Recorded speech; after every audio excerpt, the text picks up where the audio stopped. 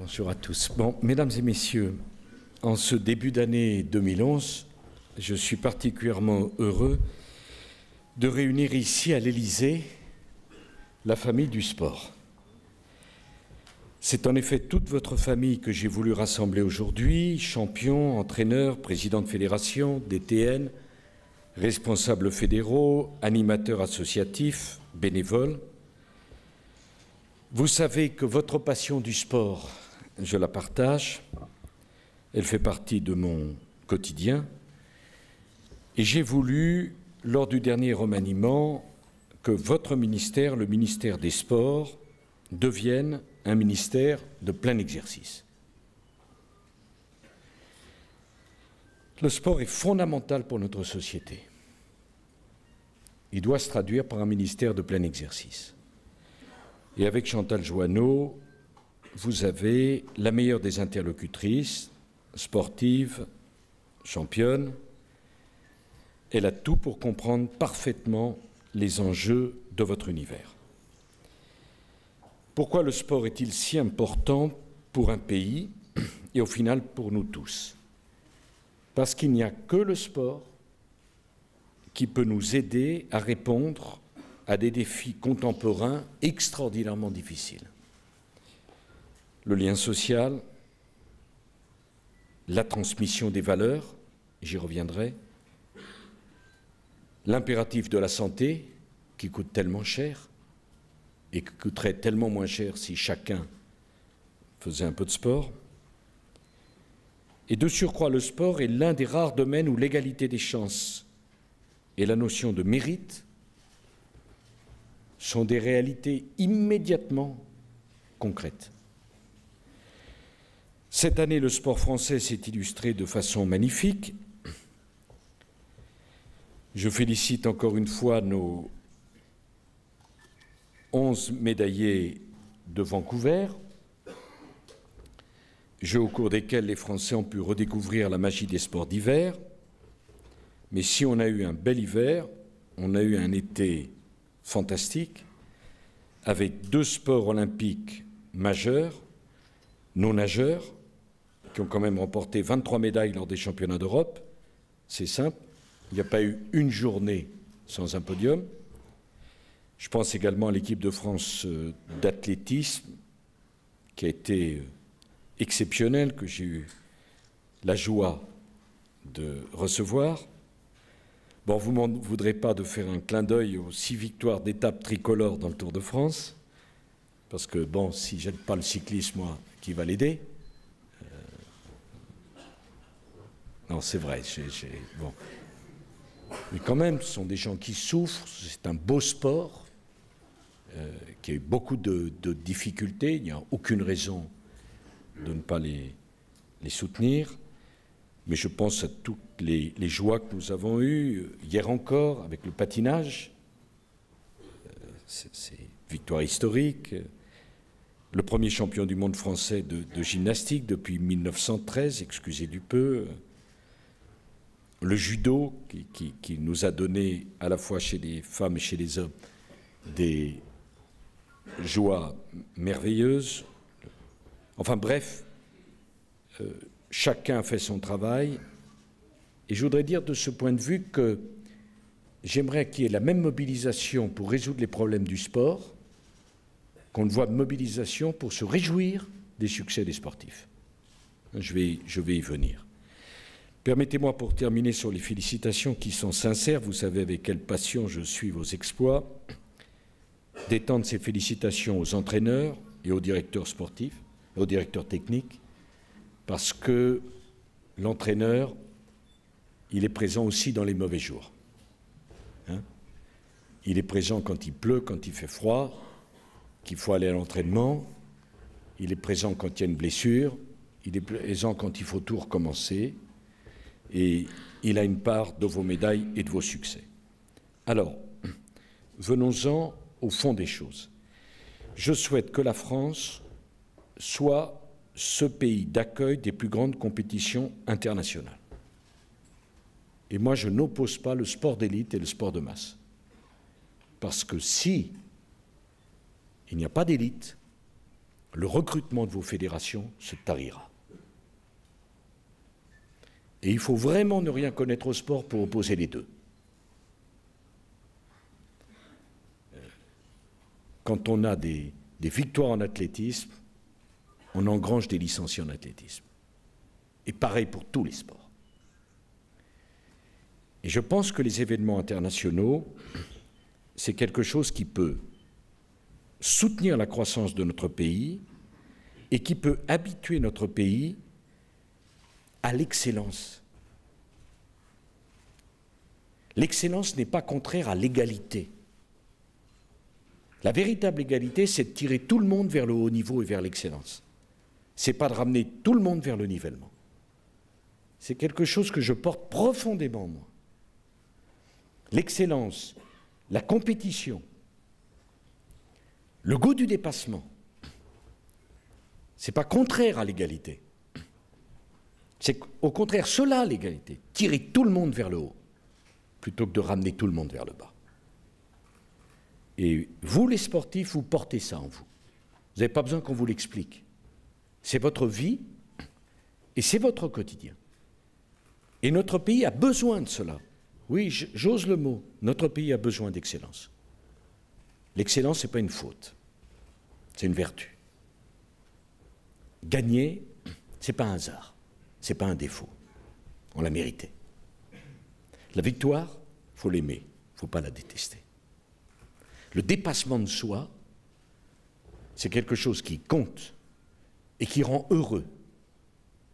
Le travail à l'entraînement, ingrat souvent, c'est un plaisir, parce qu'on sait qu'au bout, il y a la récompense.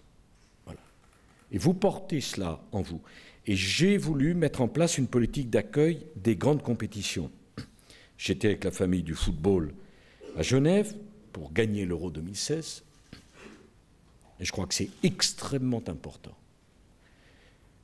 J'étais heureux que la France obtienne l'organisation des championnats d'Europe de basket féminin pour 2013. J'aiderai pour la Ryder Cup de golf, pour le mondial de handball masculin de 2015, et bien sûr pour les Jeux olympiques d'hiver à Annecy. Je m'explique, c'est difficile donc il faut renoncer. Ah bon? Quelle curieuse façon de faire. Pas quand les gens sont dans la difficulté, que moi j'ai envie de les lâcher. J'ai au contraire envie de les aider.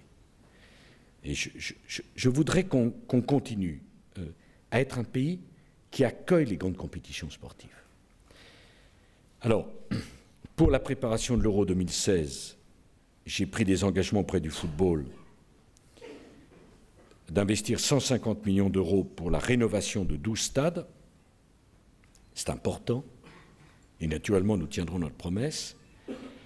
Mais je souhaite qu'on réfléchisse avec la famille du football à un nouveau modèle économique où le stade serait à la fois le lieu de grande compétition internationale, de compétition nationale, mais également un lieu de vie, un lieu de travail. Je voudrais que dans les stades, il se passe quelque chose toute l'année, et pas simplement les soirées de gala. On n'arrivera pas à s'en sortir sinon. Et je voudrais dire que la définition d'un nouveau modèle économique et la beauté du sport, ce n'est pas antinomique. Si on veut des stades modernes, ils doivent être des lieux de vie. Si on veut que les gens aiment le sport, ils doivent pouvoir se réapproprier pour eux-mêmes et leurs familles les stades. Et combien je soutiens l'action de la Ligue et de la Fédération et de dirigeants de clubs, je pense notamment au PSG, pour qu'on ait la paix dans les stades et qu'on ne soit plus empoisonné par des gens qui n'ont rien à y faire. Parce que le stade ne doit pas être un lieu de violence, jamais. Et si on n'a pas compris ça, on n'a rien à faire dans un stade. Et je pense depuis bien longtemps, moi qui ai fréquenté les stades depuis très longtemps, qu'il vaut mieux des tribunes à moitié pleines que des tribunes mal remplies. Je pense ça profondément. Et on va gagner. Mais il faut qu'on définisse un nouveau modèle économique. Je voudrais également souligner combien il est important que la voix du sport français pèse dans le monde. On a quelques personnalités. Je pense à Jean-Claude Killy, à Guy Drut, je pense à Jean Todt, je pense à Yves Ménini ou à Michel Platini. Il faut que nos dirigeants du sport français n'aient pas de complexe à aller sur l'Europe et sur l'international pour défendre nos valeurs. Dans certains sports, vous me dites souvent, ben oui, mais les conditions ne sont pas équitables. Faisons évoluer la réglementation. Mais pour cela, on a besoin qu'il y ait des Français qui prennent des responsabilités et qui défendent les valeurs qui sont les nôtres.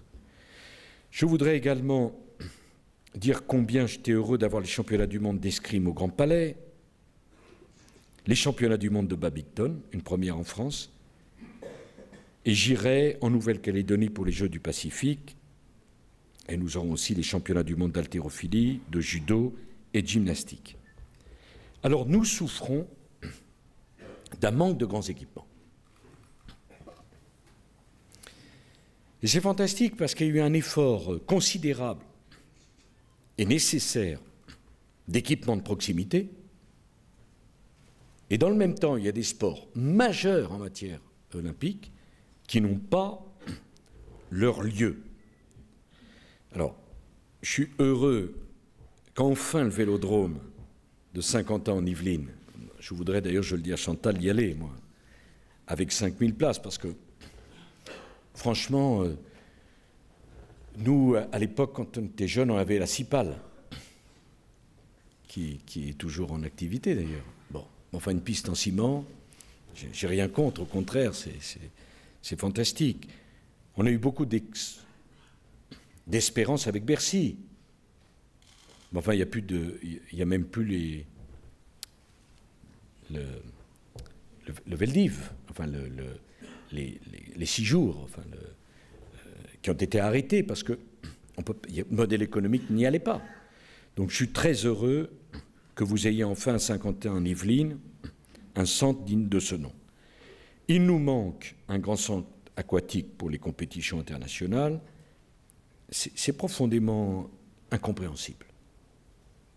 Et je ne peux pas, dans le même discours, dire « Ah ben c'était bien, on était fiers, nous les Français, d'avoir cette équipe de France de natation formidable, mais en même temps,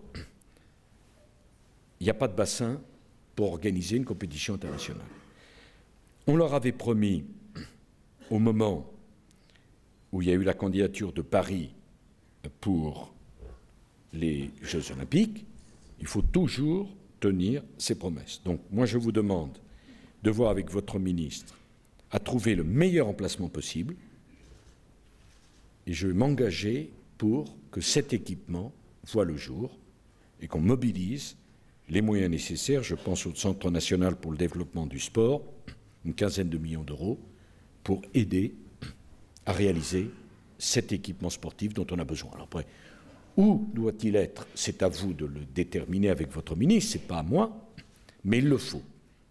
Ce n'est pas possible. Ou alors, c'est désespérant vis-à-vis des athlètes qui ont fait tant d'efforts pour que la natation française redevienne ce qu'elle avait été. Sur les équipements de proximité, je voudrais vous dire également que j'ai veillé dans la réforme des collectivités territoriales à ce que les collectivités locales puissent continuer à financer le sport. Donc ce qu'on vous a dit, c'était faux. C'est d'accord? Et il y a suffisamment de vrais problèmes pour ne pas en créer de faux.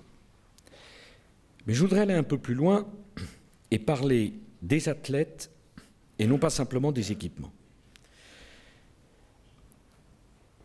Un athlète qui gagne, qui porte le maillot de l'équipe de France, il sert son pays. Et s'il y en a qui ne le comprennent pas, ils ne comprennent rien à ce que représente une équipe nationale, quel que soit le sport. Quand on porte le maillot de son club, on sert son club, c'est magnifique. Et derrière, la région, le terroir, les gens. Quand on porte le maillot national, on sert son pays. Ça ne veut pas dire qu'on sert un politique ou la politique. on sert quelque chose de plus grand que soi, son pays, sa nation. Des gens sont morts pour que le pays reste libre. Des générations et des générations ont sacrifié des sueurs, des larmes, bonheur parfois, pour construire un pays. C'est ça le maillot national. Ce n'est pas un maillot comme les autres. Moi qui suis supporter de tant d'équipes, ce n'est pas un maillot comme les autres. Et quand les Français regardent l'équipe nationale, quel que soit le domaine, ils se passionnent pour un sport, même qui peut ne pas les passionner. Est-ce que je me fais comprendre? Il n'y a pas besoin d'être un passionné de rugby, un passionné de football, un passionné de hand, un passionné de volley, un passionné de natation, un passionné de judo. On regarde d'abord l'équipe nationale. C'est une fierté. Et si on ne comprend pas ça, on n'a pas sa place en équipe nationale. On ne vous en fait pas le reproche. Mais on n'a pas sa place en équipe nationale. J'ai vu tous les débats, l'hymne, pas l'hymne. Bon. Quand vous gagnez, quand vous êtes sur le podium, et que les 3 couleurs sont hissées, c'est une émotion qui va au-delà de la satisfaction personnelle. Et quand l'hymne retentit, c'est tout un pays qui est derrière vous. C'est respectable. Et ça doit être respecté. Profondément respecté. Sinon, on ne comprend rien à la logique d'une équipe nationale. Mais disant cela, je dois être cohérent moi-même.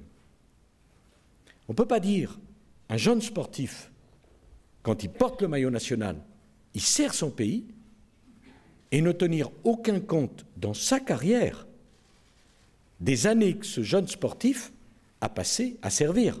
Est-ce que je me fais comprendre? Ça ne peut pas être vous donnez tout, on ne donne rien. Et donc, clairement, je vais m'engager devant vous à ce que les sportifs amateurs inscrits sur les listes de haut niveau puissent valoriser ces années au service de la France dans le calcul de leur droit à retraite. Je pense que c'est juste et simplement cohérent. Alors bien sûr, il y a, vous savez, je dis ça parce que bien sûr j'ai un discours, mais enfin, je sais ce qu'il y a dans mon discours. Bon. Et je pense qu'il y a dans mon discours surtout, pas quelque chose que je découvre. Je crois qu'il faut être cohérent avec ça. Bien sûr, il y a des sports où il y a plus de moyens que d'autres. Chacun le connaît parce qu'il y a des impératifs économiques, parce qu'il y a la télévision. Okay.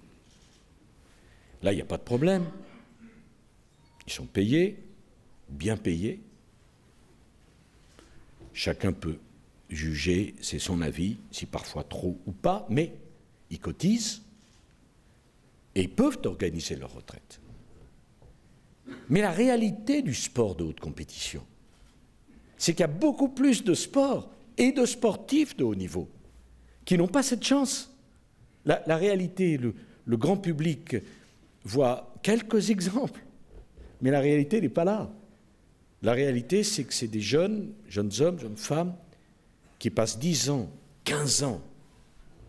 Alors, pour les plus chanceux, on leur trouve un emploi dans une de nos administrations, c'est très bien, j'ai beaucoup fait moi-même, et je connais quantité de douaniers qui ne vont pas à la douane, de gendarmes qui ne vont pas à la gendarmerie, mais je ne m'en plains pas d'ailleurs, ne répétez pas, je ne me vois pas pourquoi je m'engage là-dedans, mais vous voyez, tant mieux si après, si en plus ça vous plaît, tant mieux. Mais les 10 ans ou 15 ans où vous avez mis entre parenthèses votre carrière professionnelle future, parce que comme le dit Alain Souchon, votre petite mort, elle arrive à la fin de votre carrière sportive. Ces années-là, elles sont valorisées par qui? Qui en tient compte? Parce qu'un jour, vous serez à la retraite, et ce jour-là, on vous dira, bah, dommage, votre retraite est toute petite parce que vous avez 10 ou 15 ans de cotisation de moins que les autres. Ben oui, mais j'étais en équipe de France. Bon. Ce problème, nous allons le régler avant la fin de l'année. Je m'y engage. Certains appelleront cela un statut. Je ne suis pas enthousiaste du mot, mais enfin, si on veut, je pense que ça concerne 2500 à 3000 athlètes de haut niveau. Ce sont des sommes qui sont parfaitement assimilables par l'État, je souhaite que l'État assume directement auprès de la sécurité sociale les cotisations correspondantes. Voilà, ce sera notre façon de vous remercier pour ce que vous faites au service du pays. La ministre va, dès la semaine prochaine, prendre contact avec vous. Ce n'est pas à moi, comprenez, de définir le détail du système, mais le système sera le suivant. On prendra en charge, c'est normal, vous servez l'État, l'État vous remerciera pour cet engagement. Alors, on aura d'autres grands chantiers à poursuivre cette année. Je voudrais que Chantal Joanneau s'en occupe avec vous. Le sport en entreprise, extrêmement important. J'aimerais tellement convaincre les chefs d'entreprise qu'avoir des salariés qui peuvent faire du sport, ce n'est pas du temps perdu, mais au contraire, c'est de la qualité au travail. Et moi, je pense que c'est une erreur de n'avoir comme seule ambition que de réduire le temps de travail. J'aimerais tellement qu'au lieu de parler du travail en termes de quantité, on en parle en termes de qualité. Parce que vous savez, parce que même 35 heures, si on est malheureux dans son travail, c'est très long. Et plus, si on est heureux dans son travail, c'est très court. Eh bien, le sport dans l'entreprise, ça peut aider à la qualité de la vie dans le travail. Et je voudrais surtout que la ministre se préoccupe avec Valérie Pécresse des universités. Nous avons mobilisé des moyens considérables pour nos universités, à la fois pour qu'elles soient autonomes, pour qu'elles aient des campus, pour qu'elles refassent leurs équipements. Je voudrais que les universités créent des filières sportives, je vais employer un gros mot, et sur le modèle américain. Je ne suis pas fasciné par le modèle américain dans son ensemble, mais enfin, quand on voit le sport et les installations sportives dans les universités américaines, on se demande vraiment pourquoi nous, en Europe, nous, en France, on n'aurait pas des universités avec des filières sportives. Pourquoi? Quelle est la raison? Parce qu'on a renoncé. Parce qu'il faut choisir entre faire des études et faire du sport. Ça n'a pas de sens. Et donc je voudrais vraiment qu'avec les dirigeants du mouvement sportif, votre ministre puisse développer de véritables filières sportives, et je verrai dans le plan campus à ce qu'on ait les équipements sportifs et des équipements dont vous puissiez vous servir. Alors je continuerai d'être attentif à ce qu'on applique les nouveaux principes à nos propres fédérations sportives. Les états généraux du football français, finalement, ça s'est plutôt bien passé. Que n'ai-je entendu sur le sujet?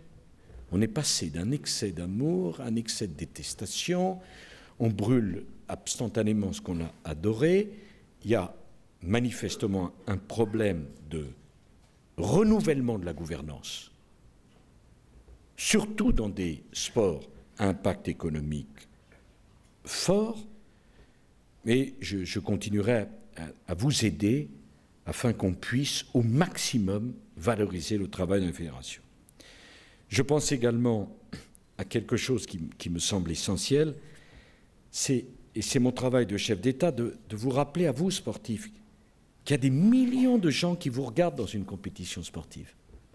C'est pas rien. Vous avez une responsabilité. Vous êtes des exemples. Vous êtes des modèles. Et un sportif qui se comporte mal, il n'y a pas que lui qui met en cause. C'est toute la chaîne du sport qui met en cause. C'est des éducateurs qui ne peuvent plus tenir les jeunes le dimanche sur le terrain. C'est pour ça qu'il faut, me semble-t-il, que nous ayons collectivement le courage de dire que quand il y a des comportements inacceptables, on ne doit pas les accepter. Il ne s'agit pas d'accabler qui que ce soit. Faire des erreurs, ça peut arriver à tout le monde. Mais ça a un impact tellement lourd sur ce que vous faites et sur le travail extraordinaire de ces milliers et de ces milliers de bénévoles qu'on ne peut pas accepter des dérapages. Je vous le dis parce que je le pense profondément. Voilà. Et le sport, ce n'est pas que l'argent, ce n'est pas que les droits TV, c'est des bénévoles, c'est des stades où il y a 50 spectateurs, ou parfois où il n'y en a pas du tout, et ça compte. et doivent être reconnus dans la conception que nous avons du sport français. Bon, j'espère que vous avez compris que pour moi, bon, je n'aurais pas tout à fait réussi ma carrière politique, j'ai rêvé d'être ministre des Sports, décidément.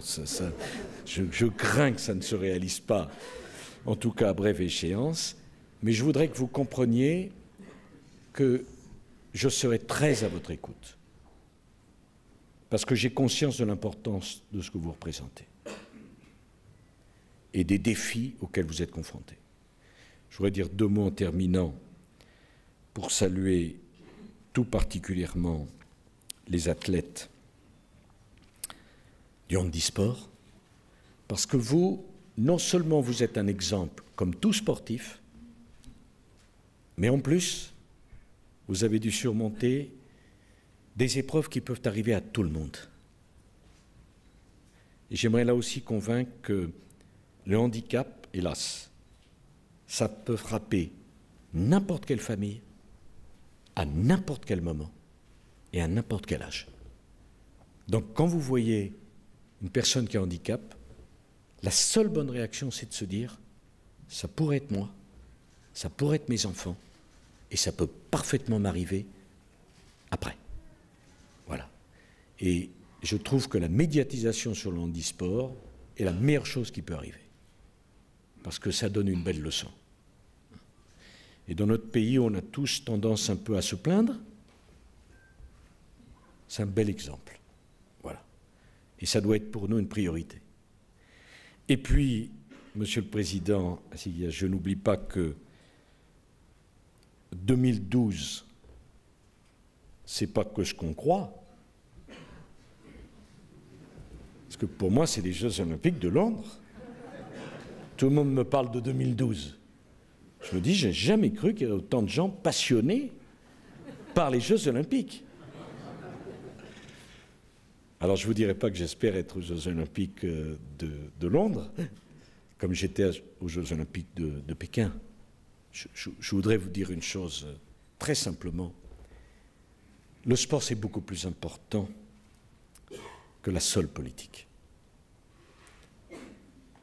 Et j'avais entendu certains qui demandaient de boycotter les Jeux de Pékin. Mais on ne boycotte pas un quart de l'humanité. Et on ne boycotte pas le sport. Et vous, les sportifs qui avez été à Pékin, vous avez participé à des Jeux qui étaient magnifiques, exceptionnels. Et vous avez contribué à ouvrir un continent au sport. De la même façon, j'ai vu qu'il y avait une polémique sur l'attribution des prochains événements du football. Je ne comprends pas ceux qui disent que les événements doivent toujours être dans les mêmes pays, sur les mêmes continents. Le sport est universel. Le sport n'appartient pas à quelques pays. Le sport, c'est le monde, c'est l'Asie, c'est les pays arabes. Et par le sport, on va ouvrir le monde. Et on va lui donner une dimension vraiment universelle. Alors bien sûr, dans cette année de préparation olympique, on essaiera de vous donner tous les moyens pour que vous nous fassiez des Jeux olympiques aussi magnifiques pour les équipes de France et mieux si affinité à Londres que ce ne fut le cas à Pékin. Voilà, mesdames et messieurs, j'espère que vous avez compris que pour moi, c'était un moment très heureux que celui qui me permettait de retrouver la famille du sport. Je vais, dans quelques instants, partir dans le Nord pour participer aux obsèques de nos 2 jeunes compatriotes qui ont été assassinés de façon si sauvage et si barbare. Ma présence est naturellement, mon devoir est d'être à leur enterrement, mais je voudrais vous dire combien j'étais heureux pour moi de vous avoir avant comme occasion de présenter mes vœux au monde du sport. Et au fond, ces 2 événements, le plus extrême du drame, avec le décès de nos 2 jeunes qui ne demandaient qu'à vivre, et la joie de vous voir, vous, le monde sportif, qui êtes l'incarnation de la vie, c'est le quotidien d'un chef de l'État. Mais il y a une liaison entre les 2. C'est mon devoir d'être aux côtés des familles qui pleurent des enfants, Mais c'est mon devoir d'être aux côtés de ceux qui donnent tant de bonheur à nos compatriotes. Bonne année pour chacune et chacun d'entre vous.